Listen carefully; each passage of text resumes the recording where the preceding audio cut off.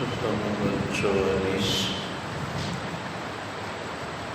آیت نمبر 282 درمیان سے سورۃ البقرہ۔ اعوذ باللہ من الشیطان الرجیم، بسم اللہ الرحمن الرحیم۔ ولا تسأموا أن تكتبوه صغيرا أو كبيرا إلى أجله إلى آخره۔ اللہ تبارک و تعالی فرماتے ہیں ولا تسأموا أن تكتبوه صغيرا أو كبيرا إلى أجله۔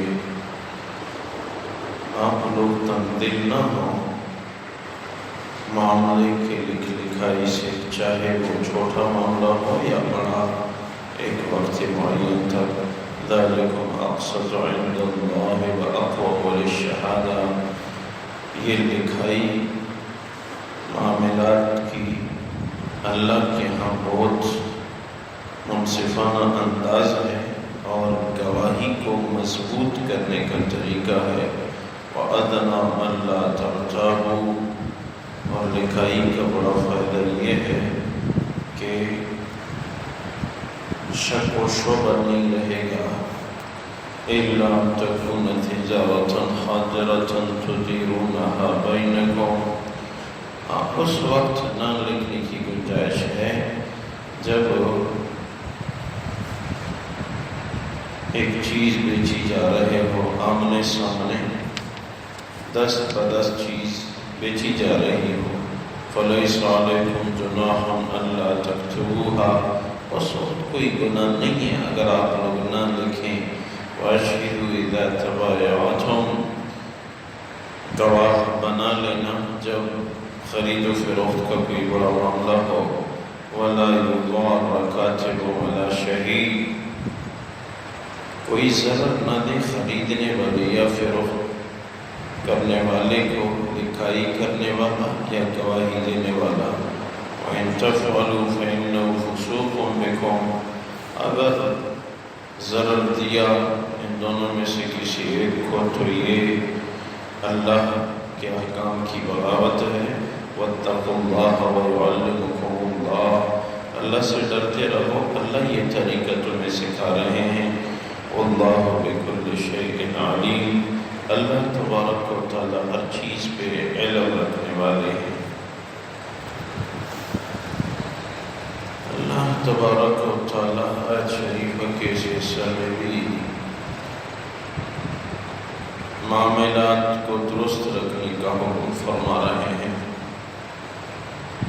جب کوئی معاملہ ہو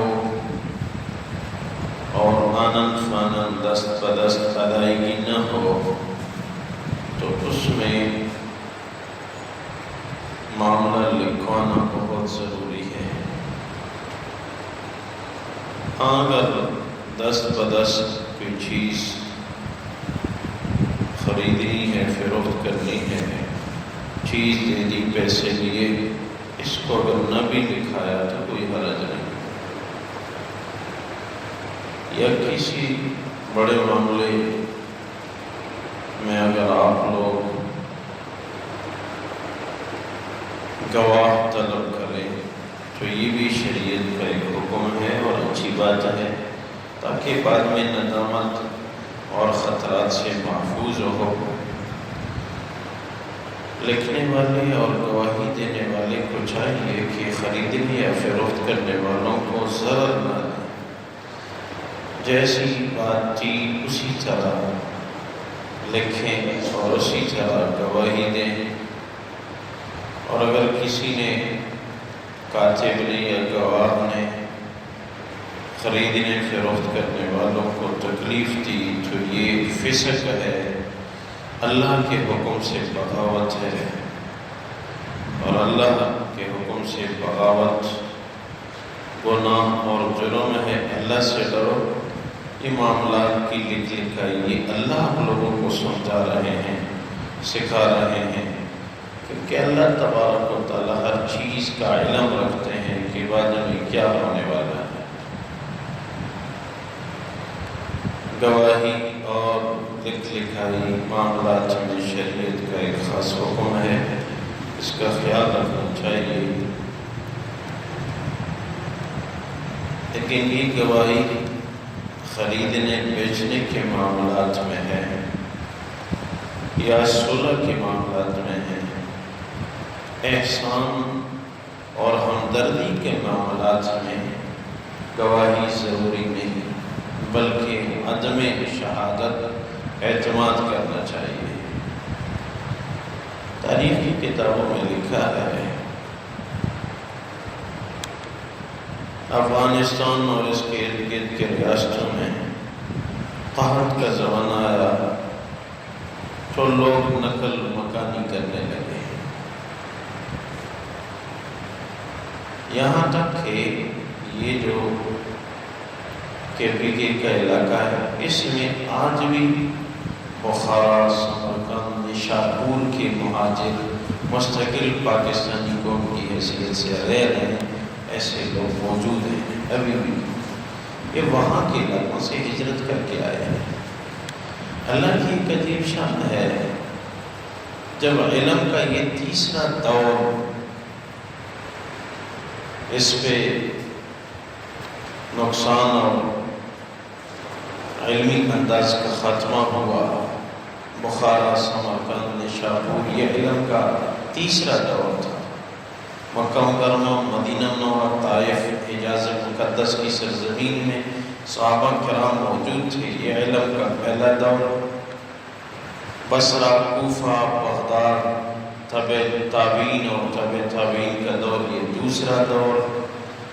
اور پھر وہاں سے علم کی بہاریں اٹھی اور بخارا، سمرقند، نشاپور، نسا، ترمز، ان علاقوں کے لوگ اٹھے، انہوں نے حضور کی مبارک ذات کی احادیث کو کتابی شکل میں محفوظ کیا، روات کے ہاں گئے، دور دراز کے اسفار کیے، یہ تیسرا دور۔ اور دردوں میں دیوبند کی شکل میں یہ علم کی باغ و بہار جو ہم دیکھ رہے ہیں بر صغیر پاک و ہند میں، پوری دنیا میں تبلیغ کے انداز میں، علم کے انداز میں، تصوف کے انداز میں، یہ علم کا چوتھا دور چل رہا ہے۔ جب بخارا، نشاپور، سمرقند، ان علاقوں سے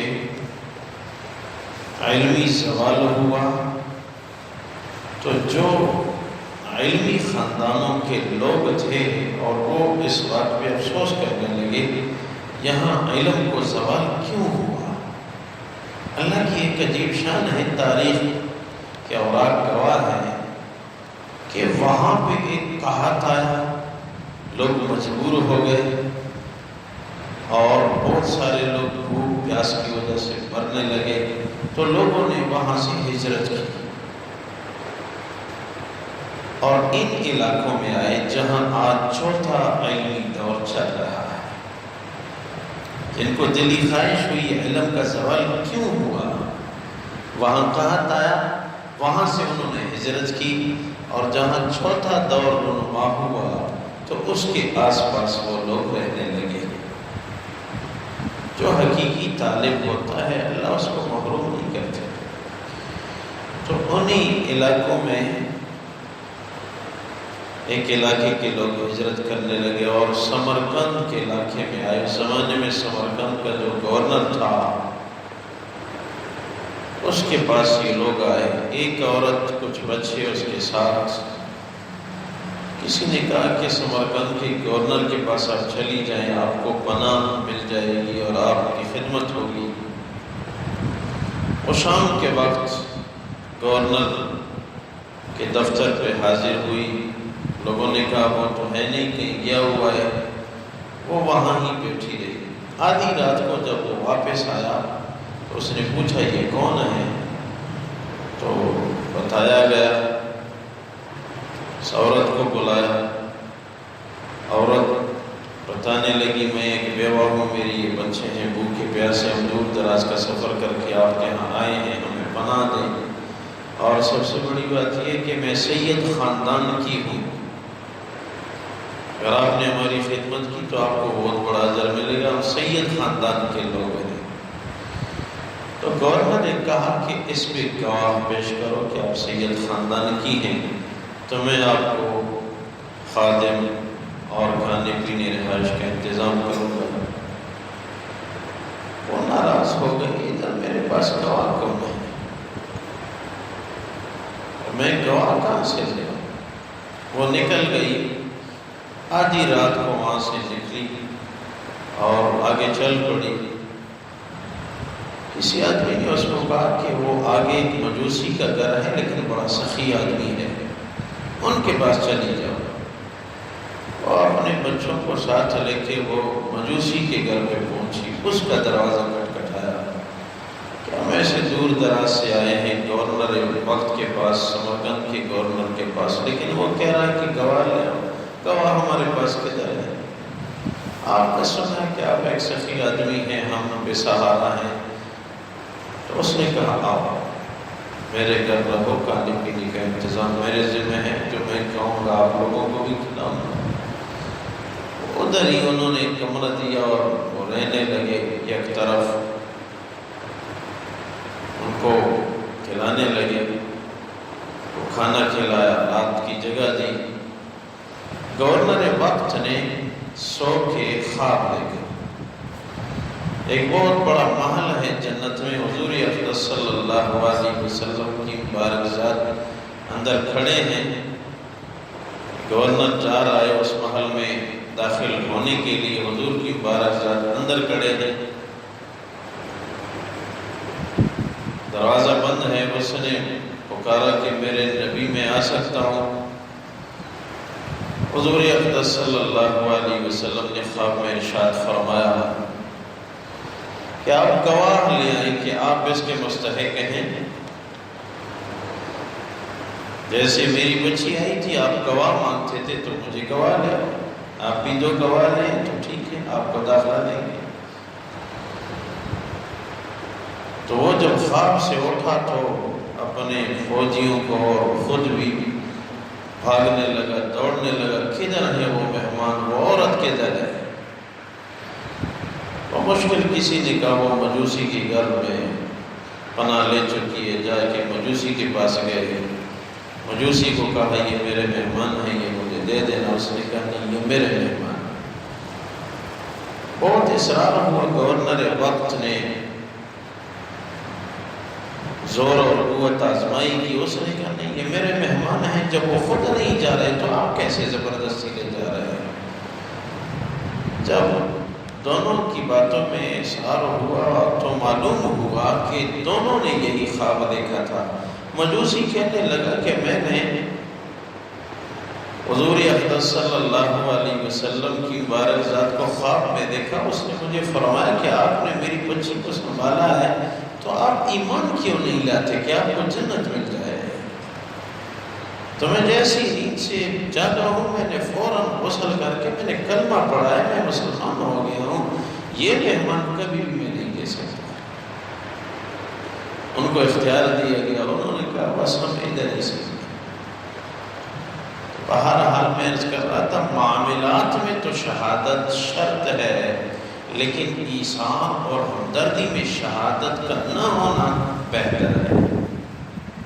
معاملات میں شہادت شرط ہے، اس سے معاملات کو قوت ملتی ہے، لیکن ہمدردی، ایثار اور غمخواری کے باب میں شہادت کا نہ ہونا ہی افضل اور بہتر ہے۔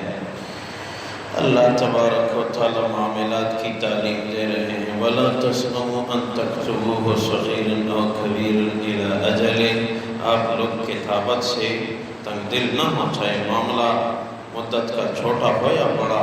ذَلِكُمْ أَقْسَطُ عِندَ اللَّهِ وَأَقْوَمُ لِلشَّهَادَةِ، یہ لکھوانا اللہ کے ہاں بہت انصاف کی بات ہے اور گواہی دینے کے لیے اقوام اور مضبوط ذریعہ ہے۔ وَأَدْنَىٰ أَلَّا تَرْتَابُوا، اور بڑا فائدہ اس کا یہ ہے کہ معاملے میں شک و شبہ نہیں رہے گا گواہی دینے میں۔